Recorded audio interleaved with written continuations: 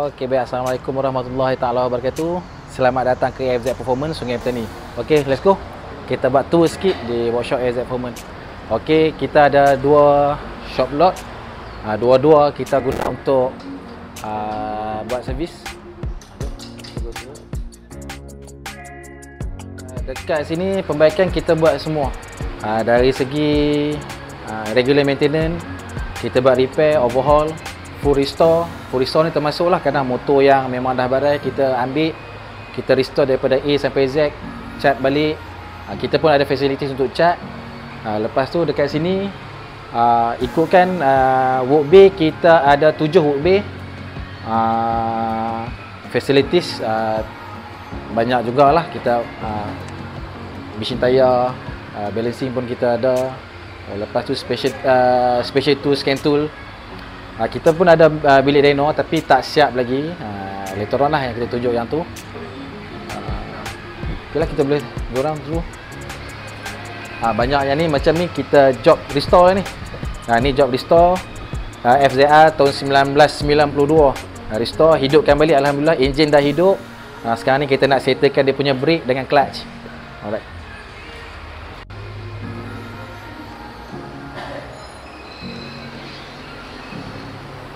Okey, ni kita punya second workspace. Di sebelah sini banyak untuk kerja meja lah, job meja, banyak buat enjin, buat clearance. Sebelah sana tu banyak job yang orang kata walk-in, job walk-in. Banyak sebelah sini banyak buat kerja enjin lah. Alright, buat meja. Bahagian belakang ni kita punya store spare part. Mesin tayar pun dalam ni. Atas ni kita punya store loteng untuk simpan stok. Okey, alright. Jom kita turun bawah untuk kita tengok kita punya bilik cat. Alright. Alright, ni kawasan untuk bahagian paint shop. Ni macam ni cover set yang dah siap cat sebelum dipasang. So kita simpan dekat sini dulu, kita nak mengelakkan daripada calar. Ni bahagian ni. Macam ni motor-motor yang tengah tunggulah, tengah tunggu turn untuk di cat. Macam ni enjin, body enjin. Ini kita buat full restore. Maksudnya kita buka habis, kita restore balik semua jadi macam baru. InsyaAllah keluar tu tak 100% macam kilang, mungkin lebih kurang dalam 85%, 90% macam kilang condition, insyaAllah. Ni kita punya bilik cat. Ni kita bilik cat. Ni pun tengah buat body restore.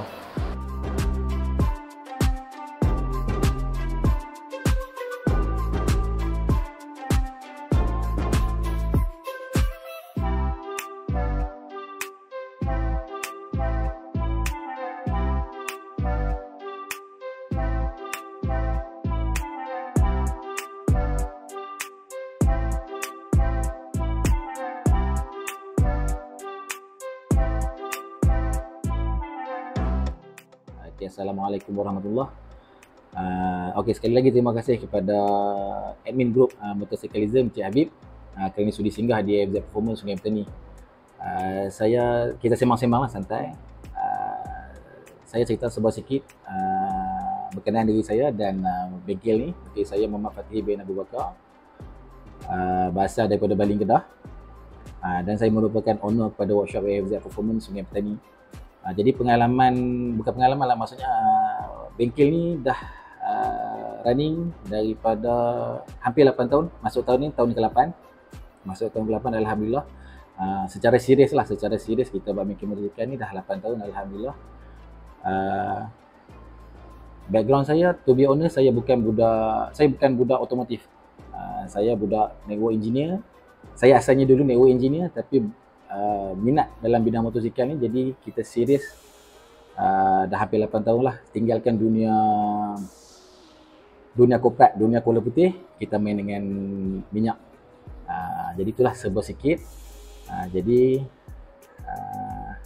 kita kongsi-kongsi lah tips-tips apa yang sesuai untuk rider-rider. Perkongsian sama-sama lah. Okey, hari ini insya-Allah kita akan kongsikan tips penggunaan pemilihan minyak silinder untuk motosikal. Minyak silinder, kemudian coolant lah, penyejuk enjin yang mana sesuai untuk enjin lah, mana sesuai. Jadi saya akan ceritakan sebuah sikit nanti di sini. Okey, baik. Okey, di depan kita ni ada minyak enjin silinder daripada syarikat ELF. Syarikat ELF sebut sikit, syarikat ELF ni dah bertapak, dia lebih bertapak dalam dunia industri pelinciran ni lebih kurang 25 tahun. So syarikat ni memang dah well known worldwide. Cuma di Malaysia mungkin agak tak berapa famous. Dia tak se-famous macam Liquid Moly, Motul, iPhone, sebab minyak-minyak tu dia sponsor dalam MotoGP. ELF sponsor tapi way past 10 years. Past 10 years dia ada sponsor. Sekarang ni dia kurang lah. Dia lebih pada marketing biasa. Okey. Dekat depan ni, okey, ujung sebelah kanan saya ni, ini adalah minyak untuk minyak fork. Ini adalah bahan penyejuk coolant. Okey, yang selebihnya adalah minyak hitam. Minyak silinder. Bermula ni untuk 1030 ni adalah untuk khas untuk skuter. Untuk skuter dia ada dua grade, 1030 dan lagi satu 530. 1030 ni kebanyakannya untuk skuter-skuter motor Jepun kebanyakan pakai. Kalau yang macam European bike dia banyak pakai 530, dia lagi nipis. Itu requirement minimum. Okey, untuk 1040 ni kebanyakannya untuk motor Jepun. Motor Jepun minimum dia akan letak dalam dia punya guidebook atau manual book 1040 minimum. Yang selebihnya adalah optional dan penggunaan bergantung pada keadaan enjin. 1550 kelikatan dia lebih pekat berbanding 1040. Sama juga dengan yang 1050 dan 1060. Maksudnya dalam 5 ini 1060 adalah yang paling pekat. Paling pekat. Okey ya. Untuk kegunaan harian, macam rider-rider biasa guna kegunaan harian yang tak travel terlalu jauh, mungkin dalam pergi balik kerja tu dalam 60 km, 70 km, cukup enough untuk 1040. 1040 ni sufficient enough untuk enjin. Kemudian untuk 1550 ni dia lebih pekat. Tujuan dia untuk penjaga enjin untuk bila enjin running lebih lama. Bila lebih lama, suhu enjin akan lebih tinggi. Minyak akan jadi lebih cair. Kelikatan minyak dia memang kadang pada suhu optimum dia akan maintain pada 50. Tapi bila dicampur dengan suhu luar, benda tu tak actually 50. Kita akan rasa benda tu semakin nipis lah, orang kata mudah, semakin nipis. Jadi kita perlukan minyak enjin yang lebih pekat, terutamanya yang selalu travel jauh. Itu yang pertama. Yang kedua, enjin yang agak lama lah, mungkin enjin motosikal dah lebih daripada 5 tahun ke, itu untuk kita fill gap wear and tear tu, sebab bila dia lagi pekat dia akan fill up the gap. Okey, untuk 1050 dan 1060 ni adalah minyak fully sintetik. Minyak fully sintetik ni kita tahu dia lebih tahan panas, dia akan kurang vaporize. Dalam banyak macam dalam isu 1040 dan 1550 ada isu minyak vaporize dalam enjin. Tapi tak semua, tapi ada isu.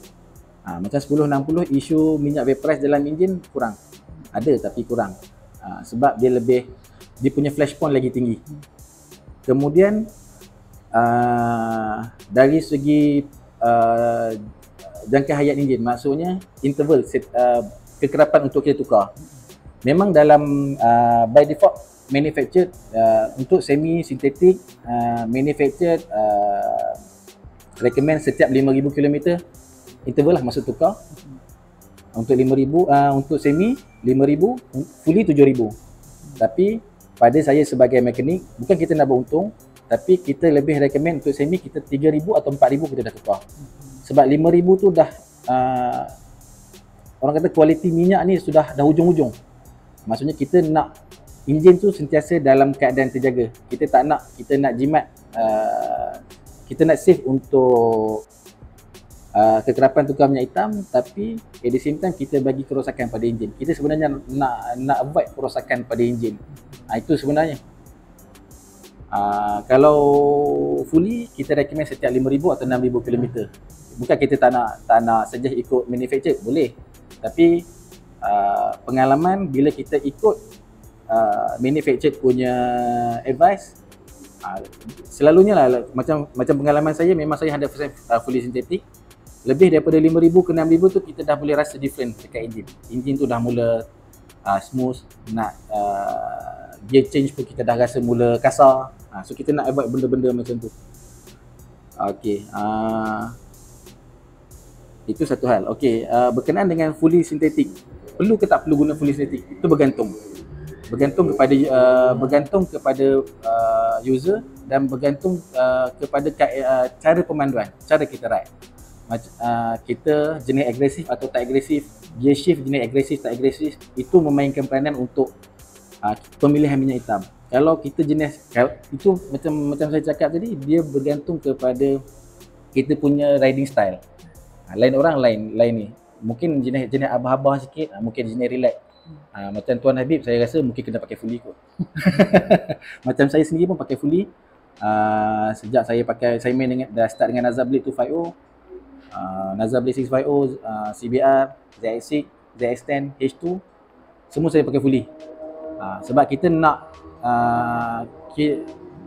orang kata kita tak nak kerosakan pada enjin.